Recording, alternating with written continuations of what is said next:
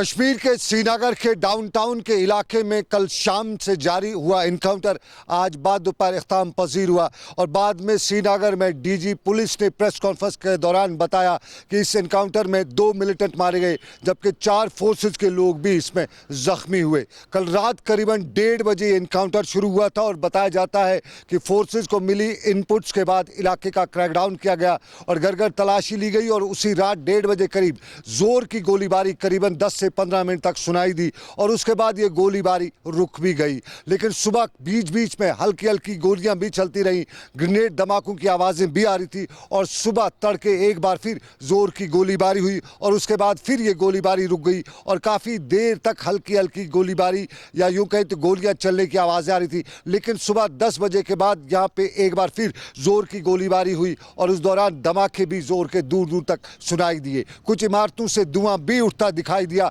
और इस सारे के बीच में करीबन 1:30 से 2 बजे के बीच में ये सारी गोलीबारी जो इख्ताम पजीर हुई उसमें बाद में बताया गया कि 2 मिलिटेंट मारे गए। लेकिन इस मिलिटेंसी के आज के इस वाक़े में मारे गए एक मिलिटेंट की शिनाख्त जुनैद अशरफ सहराई और दूसरे की मोहम्मद तारिक साकिन पुलवामा के बतौर हुई है। जुनैद अशरफ सहराई हुर्रियत लीडर अशरफ सहराई का सबसे छोटा बेटा है और वो वादी लुलाब के टकीपोरा के गाँव में पैदा हुआ है। पिछले साल ही उसने मिलिटेंसी ज्वाइन की थी और इससे पहले उसने कश्मीर यूनिवर्सिटी से पोस्ट ग्रेजुएशन MBA में मुकम्मल की थी। इस सारे वाक़े के साथ ही इस पूरे इलाके में शहर श्रीनगर के इलाके में इंटरनेट की सेवाएं जो है सुबह ही बंद की गई थी। मोबाइल की प्रीपेड सर्विसेज को भी रोका गया था और पोस्ट पेड में दूसरी सर्विसेज जो है BSNL के बगैर उनको भी रोका गया था और फोर्सेज की डिप्लॉयमेंट पूरे इलाके में बड़े पैमाने पर भी की गई थी। लेकिन अशरफ सहराई के बेटे की खबर मिलते ही शहर के कई इलाकों में तनाव भी देखने को मिला और इस जगह के आसपास के इलाके यानी डाउनटाउन के आसपास के इलाकों में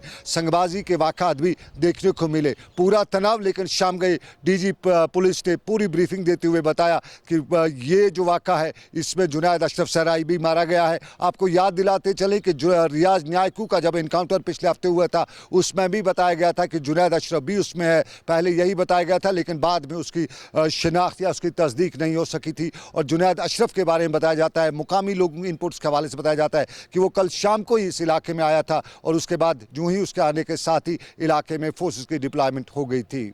आबिद कादिर के साथ सनम एजाज, श्रीनगर, कश्मीर।